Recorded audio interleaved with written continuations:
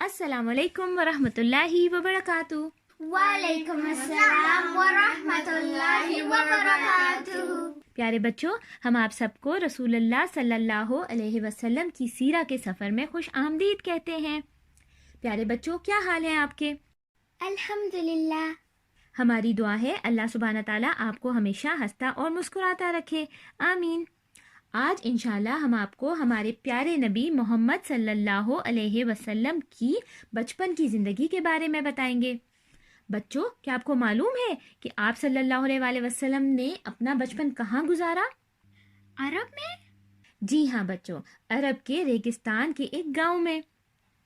یہ عرب کے شہر کے رہنے والوں کا دستور تھا کہ وہ اپنے بچوں کو دودھ پلانے والی عورتوں کے حوالے کر دیتے تھے تاکہ بچے عرب کے ریگستان کے گاؤں کے خالص اور صاف ماحول میں پرورش کریں اور شہر کی بیماریوں سے دور رہیں۔ اس کے ساتھ ساتھ بچے خالص اور ٹھوس عربی زبان سیکھ لیں۔ رسول اللہ صلی اللہ علیہ وآلہ وسلم کی والدہ حضرت آمنہ نے بھی عرب کے دستور کے مطابق رسول اللہ صلی اللہ علیہ وآلہ وسلم کو بنی سعد کے قبیلے کی ایک خاتون حضرت حلیمہ سعدیہ کے پاس دودھ پلانے کے لیے ان کے حوالے کیا۔ جہاں سے حضرت حلیمہ نے رسول اللہ صلی اللہ علیہ وآلہ وسلم کو گود لیا تھا، وہاں سے مکہ واپسی پر جب ان کا قافلہ واپسی کے لیے روانہ ہوا تو حلیمہ اور ان کی سہیلیاں بہت حیران ہوئیں یہ دیکھ کے کہ حضرت حلیمہ کی کمزور اور سست گدی اب پورے قافلے سے آگے نکل گئی تھی اور کوئی بھی گدھا اس کے ساتھ نہ آ سکا۔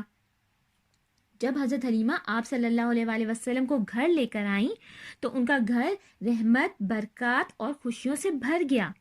حضرت حلیمہ کی بکریاں جب چرنے جاتی تو دودھ سے بھرپور واپس آتی، اس کے مقابلے میں دوسروں کی بکریاں بھوکی واپس آتی۔ اللہ تعالیٰ کی رحمت سے ان کی بکریوں اور بھیڑوں میں مسلسل اضافہ ہوتا رہا اور ان سے خیر ملتی رہی۔ حلیمہ اور اس کے شوہر کو معلوم تھا کہ یہ برکات محمد صلی اللہ علیہ وآلہ وسلم کی بابرکت روح کی وجہ سے ہے۔ آپ صلی اللہ علیہ وآلہ وسلم حضرت حلیمہ سعدیہ کے بچوں کے ساتھ کھیلتے ہوئے صحرا کی صاف اور پاک ہوا اور خوبصورت قدرتی ماحول میں بڑے ہوئے۔ محمد صلی اللہ علیہ وآلہ وسلم 2 سال کی عمر میں مضبوط، طاقتور اور صحت مند ہو گئے تھے۔ محمد صلی اللہ علیہ وآلہ وسلم حضرت حلیمہ کے ساتھ 4 سال کی عمر تک رہے اور اس کے بعد حضرت حلیمہ نے محمد صلی اللہ علیہ وآلہ وسلم کو ان کی والدہ حضرت آمنہ کے حوالے کر دیا۔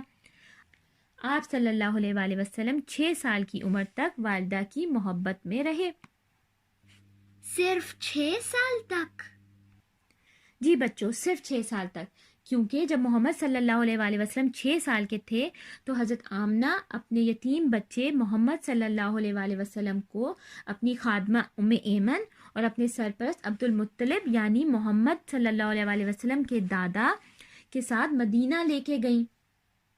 وہاں محمد صلی اللہ علیہ وآلہ وسلم اپنی والدہ حضرت آمنہ کے خاندان سے ملے اور اپنے والد عبداللہ کی قبر پر بھی گئے۔ واپسی کے سفر میں حضرت آمنہ بیمار ہو گئیں اور انتقال کر گئیں۔ محمد صلی اللہ علیہ وآلہ وسلم اپنی والدہ کی قبر کو لپٹ کر بہت رو رہے تھے اور وہاں سے واپس نہیں آ رہے تھے، اور اس مشکل وقت میں ام ایمن نے ان کو بہت پیار دیا اور ماں کی طرح ان کا خیال رکھا۔ جی بچوں، محمد صلی اللہ علیہ وآلہ وسلم کے والد تو آپ کی پیدائش سے پہلے ہی فوت ہو گئے تھے اور اب 6 سال کی عمر میں ان کی والدہ کا بھی انتقال ہو گیا۔ اب محمد صلی اللہ علیہ وآلہ وسلم مکمل یتیم ہو گئے تھے۔ والدہ کی وفات کے بعد آپ صلی اللہ علیہ وآلہ وسلم کے بوڑھے دادا عبد المطلب اپنے پوتے کو لے کر مکہ اپنے گھر واپس پہنچ گئے اور بہت محبت اور شفقت سے آپ صلی اللہ علیہ وآلہ وسلم کی پرورش کی۔ عبد المطلب اپنے بچوں سے بھی زیادہ آپ صلی اللہ علیہ وآلہ وسلم کو پیار کرتے تھے اور بڑوں کی طرح آپ صلی اللہ علیہ وآلہ وسلم کی عزت کرتے تھے۔ پیارے بچوں، آپ کو معلوم ہے کہ آپ صلی اللہ علیہ وآلہ وسلم کے دادا عبد المطلب کعبہ کے نگراں تھے، یعنی کہ کعبہ کا خیال رکھتے تھے۔ عبد المطلب کے لیے خانہ کعبہ کے سائے میں فرش بچھایا جاتا تھا۔ عبد المطلب کے اپنے بیٹے اس فرش کے ارد گرد بیٹھتے تھے، اور جب آپ صلی اللہ علیہ وسلم اس فرش پر بیٹھتے تو آپ صلی اللہ علیہ وآلہ وسلم کے چچا حضرات محمد صلی اللہ علیہ وآلہ وسلم کو اس فرش پر بیٹھنے سے روکتے تھے، لیکن آپ صلی اللہ علیہ وآلہ وسلم کے دادا عبد المطلب محمد کو اس فرش پر بیٹھنے سے نہیں روکتے تھے اور فرماتے میرے اس بیٹے کو چھوڑ دو، باخدا اس کی شان نرالی ہے، اس کا مستقبل روشن ہے اور اس کا ایک اہم مقام ہوگا۔ جب آپ صلی اللہ علیہ وآلہ وسلم کی عمر ابھی 8 سال کی تھی تو آپ صلی اللہ علیہ وآلہ وسلم کے دادا عبد المطلب بیمار ہوئے اور ان کا بھی انتقال ہو گیا۔ عبد المطلب فوت ہونے سے پہلے آپ صلی اللہ علیہ وآلہ وسلم کے چچا ابو طالب کو یہ کہہ کر گئے تھے کہ محمد صلی اللہ علیہ وآلہ وسلم کو اپنی حفاظت میں رکھیں اور ان کی دیکھ بھال کریں۔ محمد صلی اللہ علیہ وآلہ وسلم کے چچا ابو طالب نے اپنے بھتیجے کی دیکھ بھال بڑی خوبی سے کی۔ ان کے چچا ایک غریب آدمی تھے لیکن وہ عظیم انسان تھے اور آپ صلی اللہ علیہ وآلہ وسلم پر بہت مہربان تھے۔ ابو طالب نے آپ صلی اللہ علیہ وآلہ وسلم کو اپنے بچوں میں شامل کیا، بلکہ اس سے بھی بڑھ کر مانا۔ ابو طالب نے محمد صلی اللہ علیہ وآلہ وسلم کو بہت عزت اور احترام سے رکھا اور ساری زندگی آپ صلی اللہ علیہ وآلہ وسلم کا ہر قدم پر ساتھ دیا اور مدد کرتے رہے۔ محمد صلی اللہ علیہ وآلہ وسلم اپنے ساتھ برکتیں لے کر آئے، جس سے ابو طالب نے تھوڑے پیسوں میں بھی اپنے خاندان کا آسانی سے خیال رکھا۔ آپ صلی اللہ علیہ وآلہ وسلم اپنے چچا ابو طالب کے پاس 25 سال کی عمر تک رہے۔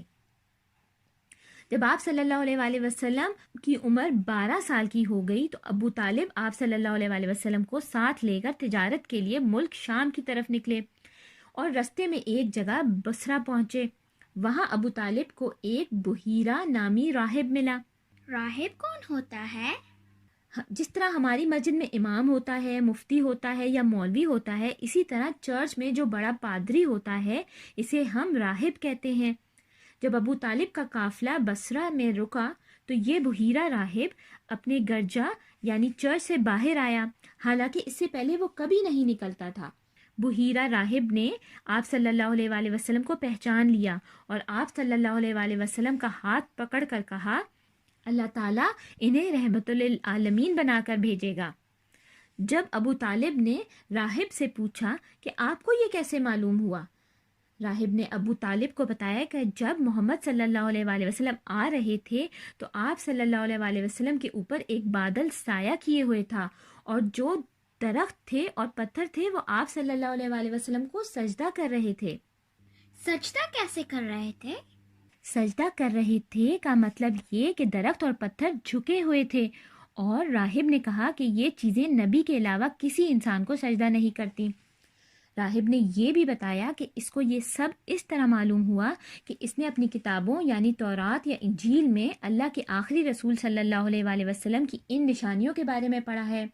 راہب نے ابو طالب کو یہ بھی کہا کہ محمد صلی اللہ علیہ وآلہ وسلم کو شام نہ لے کر جائیں، کیونکہ یہود اور رومی آپ صلی اللہ علیہ وآلہ وسلم کو پہچان لیں گے اور نقصان پہنچائیں گے۔ اس پر ابو طالب نے محمد صلی اللہ علیہ وآلہ وسلم کو مکہ بھیج دیا، کیونکہ آپ صلی اللہ علیہ وآلہ وسلم کی حفاظت بہت ضروری تھی۔ ایک روایت کے مطابق مکہ کے لوگ قحط سے دوچار تھے، یعنی کہ مکہ میں کافی عرصے سے بارش نہیں ہو رہی تھی اور لوگ بھوکے اور پیاسے تھے۔ قریش کے لوگ ابو طالب کے پاس آئے اور کہا کہ کعبہ چل کے بارش کی دعا کرتے ہیں۔ ابو طالب اپنے خوبصورت بھتیجے محمد صلی اللہ علیہ وآلہ وسلم کا ہاتھ پکڑ کر کعبہ گئے۔ ابو طالب نے محمد صلی اللہ علیہ وآلہ وسلم کی پیٹھ کعبہ کی دیوار سے ٹیک دی اور دونوں نے بارش کی دعا کی۔ اس وقت آسمان پر ایک بادل کا ٹکڑا نہ تھا، لیکن دیکھتے دیکھتے ادھر ادھر سے بادل آنا شروع ہو گئے اور ایسے بارش ہوئی کہ وادی میں سیلاب آ گیا اور شہر و بیابان شاداب ہو گئے۔ پیارے بچوں، اب آپ کو معلوم ہوا کہ ہمارے پیارے نبی محمد صلی اللہ علیہ وآلہ وسلم نے اپنا بچپن کس کے پاس اور کیسے گزارا، اور آپ صلی اللہ علیہ وآلہ وسلم بچپن سے ہی سب کے لیے رحمت بن کر آئے۔ اگلی دفعہ انشاءاللہ ہم یہ جانیں گے کہ جب محمد صلی اللہ علیہ وآلہ وسلم ایک نوجوان تھے تب ان کی زندگی کیسی تھی۔ اس کے لیے ہماری سیرہ کی قسط دیکھتے رہیے اور اگلی قسط تک اپنا خیال رکھیے گا۔ السلام علیکم ورحمۃ اللہ وبرکاتہ۔